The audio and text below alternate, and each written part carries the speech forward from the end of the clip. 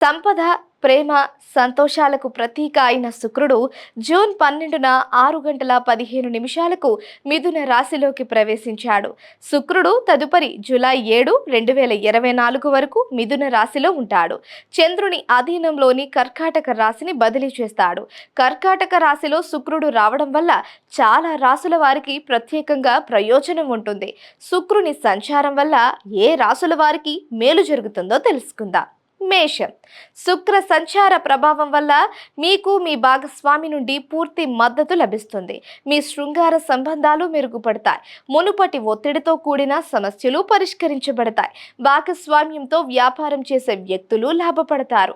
మీ కుటుంబంలో ఆనందం ఉంటుంది. మీ ప్రియమైన వారితో నాణ్యమైన సమయాన్ని గడపడానికి మీకు అవకాశం లభిస్తుంది.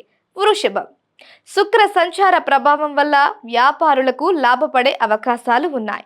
ఆర్థిక ప్రయత్నాలలో విజయం మీకు ఎదురు చూస్తుంది. మీ ఆత్మవిశ్వాసం పెరగడాన్ని కూడా మీరు చూస్తారు. మీరు డబ్బు సంపాదించడంలో విజయం సాధిస్తారు. ఉద్యోగస్తులకు ప్రమోషన్లు వచ్చే అవకాశం ఉంది. సింహం. సింహరాశి వారికి శుక్రుడు మిథున రాశిలోకి ప్రవేశించడం వల్ల ప్రయోజనకరంగా ఉంటుంది. ఆర్థికంగా లాభపడే అవకాశాలు ఉన్నాయి. ఉద్యోగస్తుల వృత్తిలో మార్పు ఉండవచ్చు. వ్యాపారులు లాభాలను ఆశించవచ్చు. పిల్లలకు సంబంధించి సానుకూల వార్తలు వచ్చే అవకాశం ఉంది. తోబుట్టువులు, స్నేహితుల నుండి మద్దతు ఆశించబడుతుంది. కర్కాటకం. కర్కాటక రాశి వారికి భౌతిక సుఖాలు పెరుగుతాయి. ఆర్థిక ప్రయోజనాలను సాధించడానికి పెరిగిన కృషి అవసరం కావచ్చు.